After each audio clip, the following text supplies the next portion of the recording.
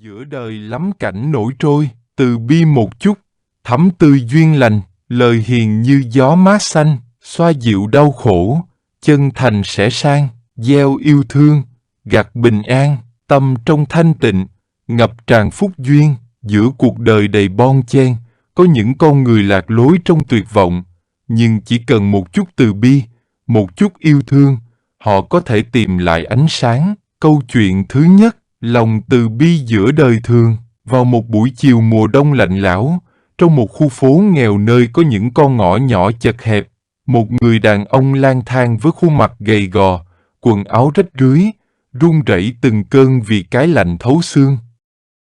Ông ta tên Nam, một người từng có gia đình, công việc ổn định, nhưng vì biến cố cuộc đời, ông rơi vào cảnh không nhà cửa, không nơi nương tựa, bước chân vô định.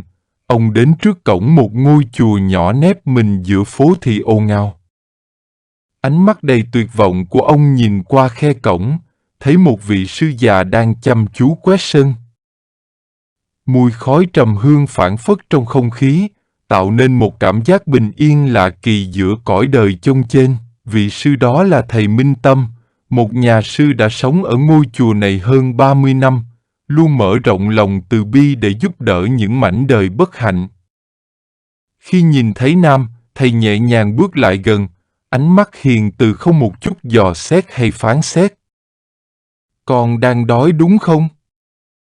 Vào đây uống chén trà cho ấm. Nam thoáng chần chừ, đã lâu lắm rồi ông không nhận được sự quan tâm từ ai.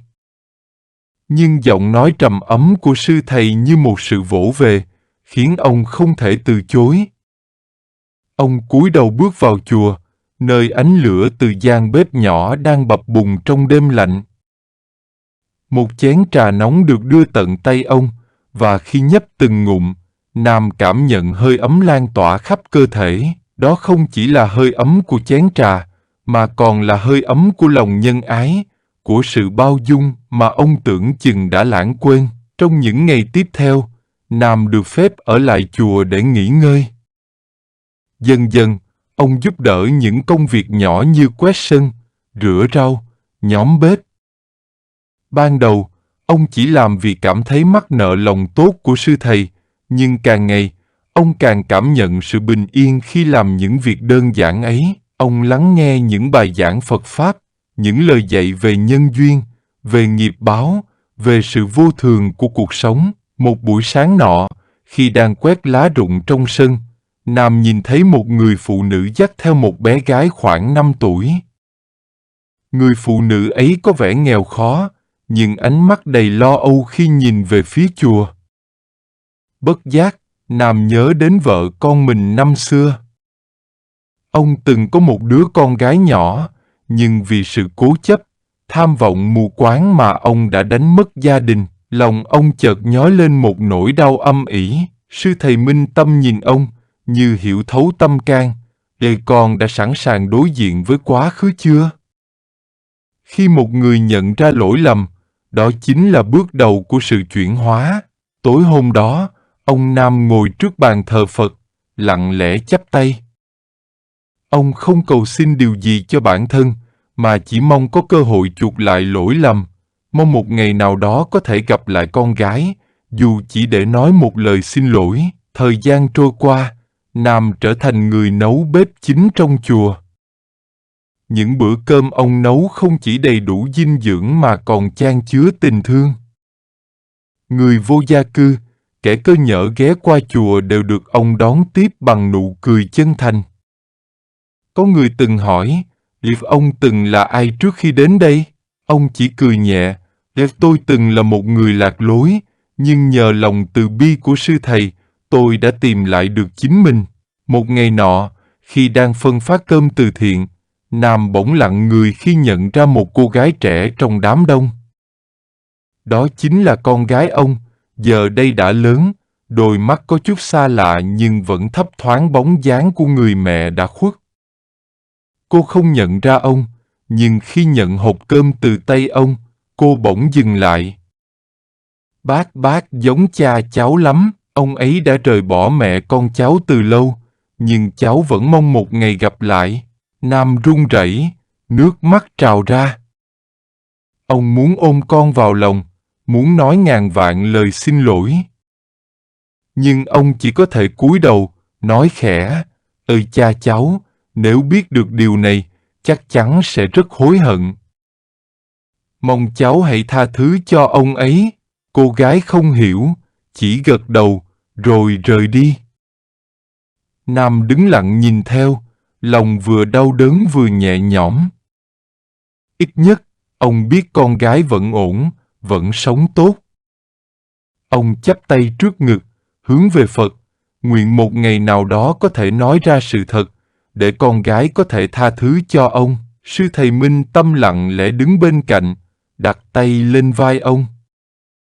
Nhân duyên đã dẫn con đến đây, và nhân duyên sẽ sắp xếp mọi thứ. Hãy cứ sống thiện lành, rồi một ngày con sẽ được gặp lại con mình, không còn nỗi đau nào ngăn cách. Từ ngày đó, Nam sống thanh thản hơn, không còn oán trách số phận, cũng không còn tiếc nuối quá khứ. Ông hiểu rằng, đôi khi, sự tha thứ lớn nhất chính là biết buông bỏ, biết dùng những ngày tháng còn lại để làm điều thiện, để mang lại niềm vui cho những người khác, và để tự cứu rỗi chính mình. Câu chuyện thứ hai, bóng lưng người cha. Mặt trời đã khuất sau rặng núi, những tia sáng cuối cùng rọi lên con đường đất nhỏ hẹp. Giữa con đường ấy, một người đàn ông trung niên với mái tóc đã lấm tấm bạc, đôi vai gầy guộc, đang cõng trên lưng một cậu bé khoảng 10 tuổi. Người đàn ông ấy là ông Hòa, một người cha đơn thân làm nghề thợ hồ, còn cậu bé là Minh, đứa con trai duy nhất của ông. Mỗi ngày, sau khi tan làm, ông Hòa đều đến trường đón con. Ông không đi xe máy, không đi xe đạp, mà đi bộ. Chiếc xe máy cũ kỹ đã phải bán đi để có tiền lo viện phí cho vợ khi bà còn sống. Sau này, dù cuộc sống vất vả, ông cũng chưa từng nghĩ đến việc mua lại một chiếc xe mới. Ông bảo, lê cha đi bộ riết rồi quen, với lại con ngồi trên lưng cha cũng vui mà, phải không Minh? Minh chỉ cười, dụi đầu vào lưng cha, dù cậu biết rõ cha nói vậy chỉ để cậu không thấy áy náy. Mùa hè năm ấy, Minh bị sốt cao nhiều ngày, cả người gầy rộc đi. Bác sĩ bảo cậu bị suy dinh dưỡng và cần bồi bổ. Ông Hòa nghe vậy, mỗi ngày sau giờ làm, lại lặng lẽ nhịn ăn để mua sữa cho con. Minh uống sữa, thấy cha chỉ ăn cơm chan nước mắm, liền hỏi, ê cha ơi, sao cha không uống sữa với con? Ông cười, xoa đầu con, ê cha lớn rồi, cha đâu có thích uống sữa. Mình ngây thơ tin là thật, nhưng rồi cuộc sống không phải lúc nào cũng dễ dàng. Một ngày nọ, Minh bị bạn bè trêu chọc vì mặc quần áo cũ, đi đôi dép sờn đế. Cậu trở về nhà, nước mắt lưng tròng, ôm lấy cha mà khóc.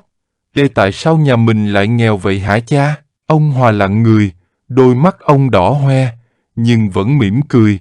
Ê Minh nhà, con có biết không, có những thứ còn quý giá hơn cả tiền bạc không? Minh ngước nhìn cha, chờ đợi câu trả lời. Ông chỉ tay lên ngực trái của con, đây đó là trái tim của con, là lòng yêu thương, là sự cố gắng. Nhà mình không giàu tiền bạc, nhưng giàu tình thương, con có hiểu không?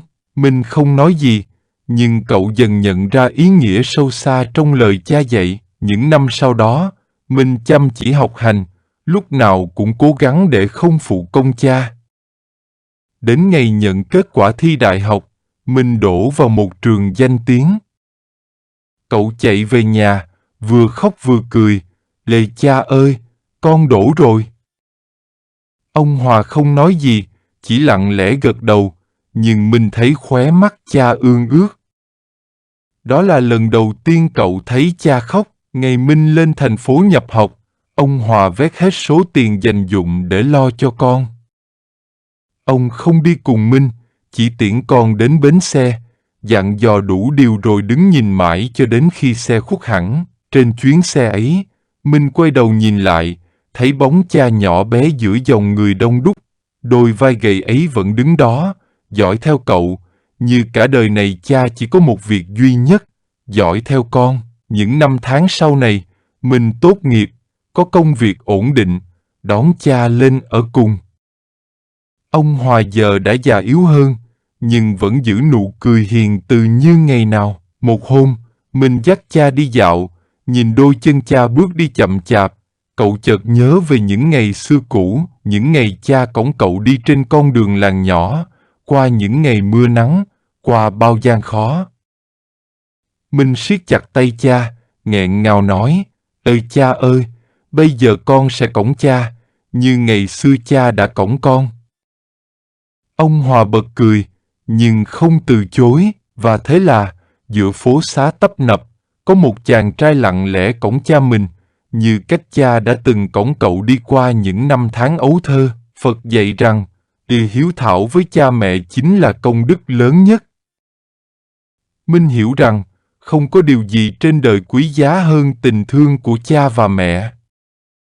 Và cậu sẽ trân trọng điều ấy đến suốt cuộc đời mình. Xin chân thành cảm ơn quý vị đã lắng nghe và đồng hành cùng Tâm An Phật Ngôn. Nếu thấy video hữu ích, xin hãy ấn thích, chia sẻ và đăng ký kênh để chúng ta cùng lan tỏa lời Phật dạy đến nhiều người hơn nữa. Kính chúc quý vị an vui, trí tuệ sáng suốt và luôn tịnh tâm giữa cuộc đời.